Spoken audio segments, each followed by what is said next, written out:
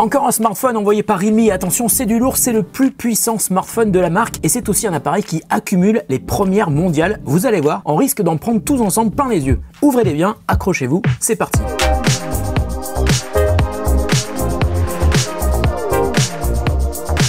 Salut à tous, c'est Nico, j'espère que vous allez bien. Moi ça va évidemment super bien comme d'habitude. Alors je vais pas vous refaire l'historique complet de Realme, c'est une marque qui explose tout en ce moment. J'ai sorti plusieurs vidéos sur différents modèles de la marque, je vous laisserai aller les découvrir, mais attention, là on est sur le modèle le plus haut de gamme que le constructeur propose aujourd'hui.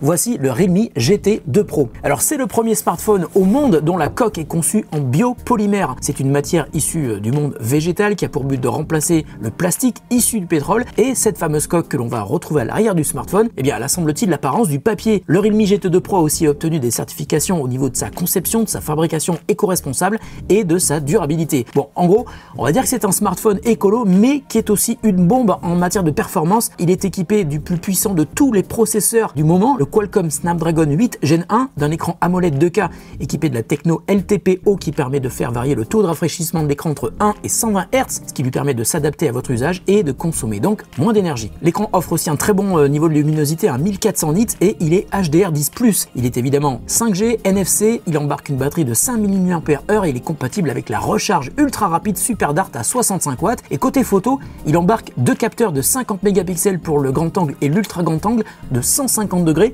au niveau du champ de vision, ce qui permet aussi de faire des photos en fisheye, et un troisième capteur pour la macro capable d'un grossissement de 40x, donc quasiment un microscope dans la poche. Et puis j'ai aussi vu que la partie stabilisation était incroyable, hein, un double stabilisateur optique et numérique, aussi bien pour les photos que pour les vidéos. Il me tarde donc de tester tout ça. Enfin, il tourne sous Android 12 avec la surcouche maison Realme UI 3.0 dont on a déjà parlé. Ça fait beaucoup de choses à tester, on va pas perdre de temps et on commence tout de suite par l'unboxing de ce joli bébé qui est aussi livré dans une boîte qui est très respectueuse de l'environnement puisqu'elle ne contient apparemment que 0,3% de plastique et toute l'impression qu'on voit sur la boîte est faite à partir d'encre de soja. Bon là pour le coup j'ai presque envie de manger cette boîte, hein. Donc c'est un smartphone écolo jusqu'au bout. Attention, on arrête la musique s'il vous plaît. Unboxing. C'est long. Dans la boîte on a une coque de protection souple, le chargeur SuperDart à 65 watts, un câble USB type C vers USB type A, attention.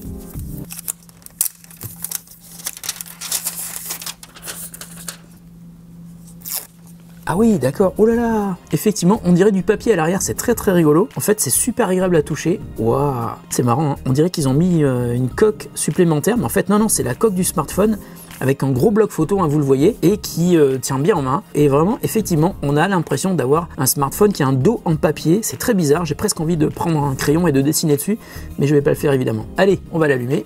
On est où déjà? Ah oui, on est en France. Je le connecte à mon petit réseau Wi-Fi. Ah, c'est super agréable quand on le tient en main. Ouais, j'aime beaucoup. Du coup, je sais même pas si je vais aller mettre la coque de protection qui est livrée avec. Bah, elle est jolie, hein, mais déjà l'arrière est tellement beau que j'ai pas envie de mettre une autre coque. Bon, je vais quand même le faire parce qu'évidemment, il faudrait pas que je l'abîme. On me l'a juste prêté, hein. Première très bonne impression, et comme je le dis toujours, on n'a qu'une seule chance de faire une première bonne impression. Bah là, très bonne première impression. Il est beau, voilà, tout simplement. Vous avez remarqué qu'il y a du vert partout, c'est pour accompagner la couleur vert papier en fait qui est à l'arrière du smartphone. Et oui, je change les couleurs à chaque fois parce que j'essaye de mettre en cohérence avec le produit dont je parle. Donc on a évidemment tous les services Google, on choisit notre moteur de recherche. Vous avez vu qu'il y avait même Ecosia, hein. Donc encore une fois un petit tuto pour naviguer soit par les boutons soit par les gestes, hein. Je vais faire la navigation par geste. Je vais enregistrer mon visage, ça devrait être assez rapide à mon avis. Hop, c'est parti. Voilà, voilà, c'était super rapide. Wouh, très bien, mise à jour automatique pendant la nuit, et bienvenue sur Realme UI et donc sur l'interface du Realme GT2 Pro. Je vais aller regarder un petit peu dans les paramètres. Realme UI 3.0 basé sur Android 12 avec 12 Go de RAM, je vous l'ai pas dit, hein, il y a 12 Go de RAM dans ce smartphone, et le Snapdragon 8 Gen.1.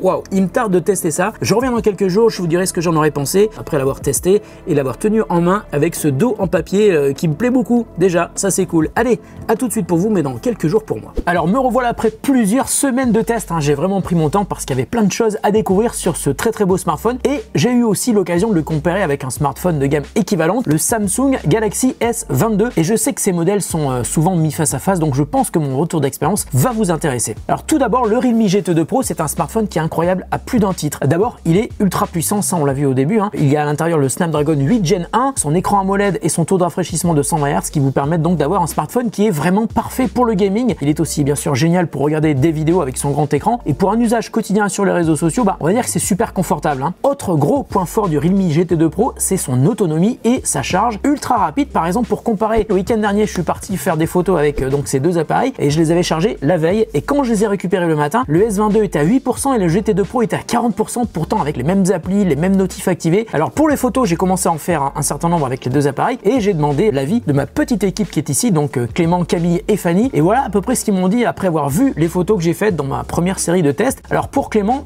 il me dit que c'est vrai que celles du Realme GT2 Pro sont plus belles parce que les couleurs sont plus péchues, il y a plus de lumière, et celles du S22 paraissent du coup un peu plus ternes. Et Clément me disait aussi, en fait ça dépend de ce que tu cherches, hein, mais par exemple pour Insta, c'est sûr qu'elles sont mieux très rapidement. En revanche, sur certaines photos, l'ensemble paraît plus lumineux, mais les couleurs sont parfois un peu trop flashy sur le GT2 Pro, comme on peut ici le voir par exemple sur le couvercle jaune de la poubelle. Sur la photo du S22, le jaune semble plus naturel. Fanny, elle m'a dit aussi autre chose d'intéressant, c'est la même qualité de photo, mais le traitement des couleurs fait que tu vas forcément préférer poster celle du Realme GT2 Pro sur Insta, alors que celle du S22, tu vas vouloir la retoucher. Alors maintenant, sur un comparatif photo-portrait, on retrouve encore des commentaires intéressants de la part de ma petite équipe. Clément m'a dit, regarde mes yeux sur le Realme, ils sont hyper clairs, je trouve que celle du S22 est mieux, le flou d'arrière-plan a l'air aussi un peu plus crédible, hein. Sur le Realme GT2 Pro, c'est vrai que ça peut faire un petit peu artificiel, tout en sachant évidemment que sur les deux appareils, vous pouvez faire des effets même après avoir pris la photo pour changer l'aspect du flou justement. Bon, alors pour le reste de toutes les photos que j'ai prises, on retrouve quasiment toujours les mêmes différences, hein, dont je vous ai parlé juste avant. De manière générale, celles du Realme GT2 Pro sont plus punchy au niveau des couleurs, parfois un peu trop saturées. Celles du Samsung S22 sont sans doute plus proches de la réalité. En revanche, le GT2 Pro arrive à rendre des scènes plus lumineuses que le S22, même des scènes en plein jour dans la rue quand il y a des contre-jours par exemple. Alors c'est vrai que comparer ces deux appareils sur la photo, c'était intéressant, mais j'en ai aussi profité pour creuser un petit peu plus et comparer le reste de ce que proposent et permettent ces smartphones, hein, parce qu'ils ont quand même beaucoup de points communs. Alors tout d'abord, ils ont tous les deux un excellent écran AMOLED qui offre un taux d'infraîchissement de 120 Hz. La différence, c'est que sur le Realme GT2 Pro, il y a un plus grand écran, 6,7 pouces contre 6,1 sur le S22. D'ailleurs, la résolution est aussi supérieure, hein, sur le Realme, 1440 par 3216 contre 1080 par 2340 pixels sur le S22. Et puis il y a aussi une meilleure densité de pixels sur le Realme, hein, 509 dpi contre 422 sur le S22. Les deux écrans sont en revanche protégés par du Corning Gorilla Glass Victus. Enfin pour l'écran, j'ai trouvé que le S22 était quand même un petit peu plus lisible que le GT2 Pro en plein soleil. C'est pas énorme, hein, mais on voit la différence. Donc pour l'écran, à peu de choses près, c'est super équivalent, mais le Realme GT2 Pro fait quand même mieux. Ensuite, pour les performances, la version européenne du S22 est équipée du Exynos 2200, et ça franchement c'est dommage parce que face au Snapdragon 8 Gen 1 qui est dans le Realme, il fait pas le poids. Sur AnTuTu Benchmark, le Samsung S22 atteint 730 000 alors que le Realme GT2 Pro dépasse le million, je vous l'ai déjà dit en story. Les deux smartphones tournent sous Android 12 avec chacun leur surcouche constructeur. Alors ensuite, sur la partie photo, il y a quelques différences notables, notamment sur le hardware. Le S22 possède un zoom optique de 3 fois alors que le zoom est numérique sur le Realme GT2 Pro. En revanche, l'ultra grand angle du Realme couvre 150 degrés contre seulement 120 si je puis dire pour le S22. Le Realme possède aussi deux flashs à l'arrière contre un seul sur le S22. Pour la vidéo, les deux appareils filment en 8K à l'arrière, et pour les caméras à selfie, le Samsung est équipé d'un capteur de 10 mégapixels contre 32 sur le Realme GT2 Pro. En revanche, à l'avant, le Samsung est capable de filmer en 4K contre seulement 1080p pour le GT2 Pro. Bon, alors ensuite, il y a un point crucial, c'est la batterie, et là franchement, il y a une énorme différence, hein. Celle du S22 a une capacité de 3700 mAh